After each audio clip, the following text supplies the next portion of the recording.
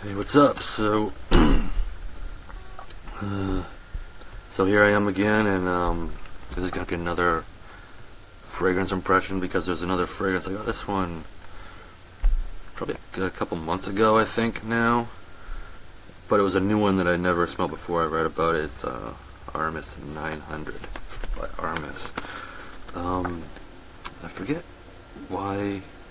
I don't know. I was looking up another, kind of interesting scent along the way for since years I just tried to save little scents in Fragrantica or something. I just used to look up a lot of things before I had really more than a couple fragrances, and I don't really have a lot or anything, but I'd look up classic fragrances, and this one I think popped up one time and I was reading about it. But anyway, then I watched a video or something, or I read about it, and I don't know why I thought about it. Maybe it was because it says that this is a heavy sort of rose fragrance, and I think that was why I kind of thought it would be cool to get a rose fragrance. I did another video where I talked about Alice, which is a fragrance I got, and that not been what I expected, and it turned out to be kind of a rose fragrance. But these two are quite different. That one is like a resiny scent dominantly too. It's sort of I don't know, it's like you could watch that video about that. It's like a sort of a wholesome scent, it almost smells like a kind of a resiny sort of molasses something. But I think there's a lot of rose in there because it has a lot of this fresh airy roseness. But if there's different varieties of rose, then this one smells quite a sort of a bit different than that. I don't know if it's rose or what, but this is actually kind of, it took me a little bit by surprise when I smelt it, but I do like it. And so we're just going to do a little impression on this one again because I haven't worn it in a little while, but I'm just going to wear it again today and do an impression. So smelling the spray, it's quite a strong scent. It smells very perfumey, and it's kind of quite floral. It almost smells like a woman's fragrance, like a perfumey floral woman's fragrance. But there's underlying aspects in this. There's a sort of a greenness in this, and sort of a spiciness, and I think it leans that into the masculine territory. So I've actually smelling this, and it smelled quite feminine, and then I smelled like an actual woman's flowery fragrance, and I could tell that was definitely feminine. This is definitely not really feminine. So I mean, there you go. But on its own, it's quite a perfumey scent. Let's spray some on. Yeah, I just really quite love this fragrance. It's quite a kind of almost like a beautiful fragrance. It's quite perfumey.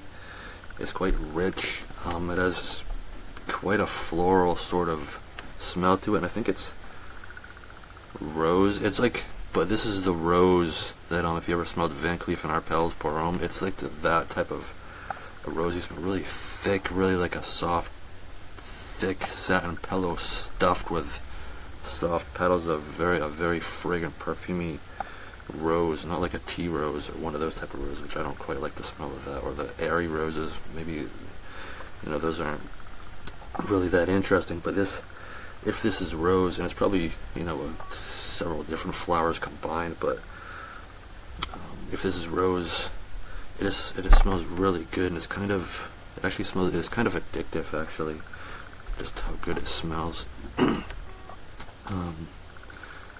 And I think it actually says it on the box. But anyway, so let me read the description on the box. It says, an addictive herbal fragrance that embraces tradition with a dash of the unexpected. So this is sort of a traditional fragrance, I guess. I think this came out in 1978 or something like that, so it's sort of an older fragrance, but I like older fragrances, and this one's quite,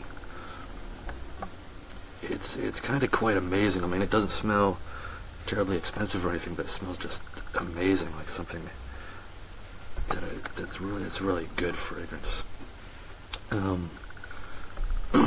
Anyways, it smells really thick, this florally thickness, but kind of a touch warm too, a little bit. This is really thick, and I think, like, after, like, because I've worn this a few times, and I think I've also read that it's supposed to have civet in it. I think it probably does. It's probably like a rose with civet combination, because it has this real thick, sort of buttery, thick fullness to it. And I've read that, like civet with rose, generally will make a fragrance really full and thick, and it kind of has that sort of buttery, it's like a buttery, I wouldn't say cheesy, like I do have actual civet, and it smells quite off-putting, but you can pick up, like, you know, in this sort of, if this is civet in this, you can kind of pick up the civet aspect to it, and it's not really raunchy or anything. It gives it like this thick fullness, sort of almost like a buttery breadiness type of vibe in it. And I think maybe that's what it is, and maybe it's like a rose and civet combination, you know, with other ingredients. So it's quite full and thick in that way. And then so interesting thing with this fragrance is, it seems to go through about at least like 3 stages for me.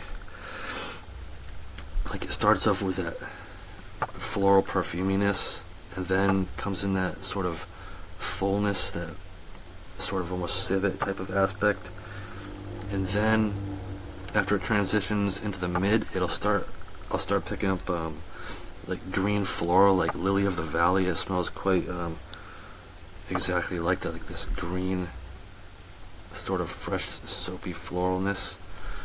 And I know what lily of the valley smells like, and I think that's what that is. Lily of the valley comes in, giving this greenness, and then later on in the dry down, I'm not picking it up right now, I'm kind of starting to transition into that lily of the valley aspect, which I think is in the middle. And then, like, later on, like an hour, 2 hours in, it'll turn in, this spiciness will creep up, and I think it's patchouli. So it's and then it gets more spicy, and the sort of the floralness kind of dies down a bit, and it gets into that spicy, like a patchouli sort of stage. It's really nice. And then later on, I think it gets sort of, everything kind of, you know, melts together, and it tones down, and I think it's kind of almost a slightly fruity sort of floral with a little bit of the, you know, the spiciness, and everything's kind of blended together, riding throughout the rest of the scent. And it lasts quite a long time. So it's pretty, it's pretty strong fragrance in general. It's sort of like a quite perfumey fragrance, almost like something like in the women's genre, like a Chanel No. 5 or something like that, or other perfumey women's fragrances, like Oscar de la Renta, his first one, which was for women. That's a floral fragrance for women. But this one doesn't actually smell feminine at all, because I've compared it with that one, and that one definitely smells feminine in comparison, but this one's actually quite masculine when you realize it, but it does have that perfuminess and that floral aspect, but it's really nice. It's a change compared to some other scents, like Vetivers, or you know, the Azara Paromes, or the Fougères, or other, you know, spicy, woody men's scents or something like that. This is a good floral sort of scent. It's quite classy. It's quite relaxing. I'm not sure the environment where to wear this, just generally any place, I guess. Probably not to the workplace. It's quite a strong scent. I don't know, maybe just out and about in the evening or something like that, if you wanted to pick a particular time, but I'd just kind of wear it anytime, really, if I feel like it. It's quite addictive. Like, I've picked this up and then keep on picking it up day after each day, because it's a really nice scent. I really like it. So it goes through those sort of 3 stages. To me, it starts off with that floral and, you know, civet, and transitions, and then I pick up a lily of the valley, and then patchouli comes in after that, and that's kind of how the scent progresses, and then it kind of tones down into sort of a gliding, sort of slightly fruity, sort of floral, slightly spicy scent through the remainder. One thing about also why I think maybe there's civet in this is because I have that fragrance. What is it? It's the Kiehl's Original Musk. That one. I almost forgot, but I have Kiehl's Original Musk, and I bought that one time at the airport just because I never see it. It's quite a musky scent, and it's quite nice, and it does have leans almost like a little bit of feminine type of musk, but it's some kind of masculine type of musk. I think it's even a unisex one. But in that one, I smell a lot of civet, which is kind of a little bit of a raunchy muskiness. It's not like musk, but it's a little bit kind of raunchiness, if you know what civet smells like. And I kind of smell the exact same smell in this. A little bit toned down, though. It's not really the raunchiness in this. It's not really reaching to that point, but you can smell, what I think is the civet in this. It's quite nice and really fills up this scent, if that's what it is. So anyway, that's kind of my impression on the Aramis 900. It's quite a great scent, and so there you go.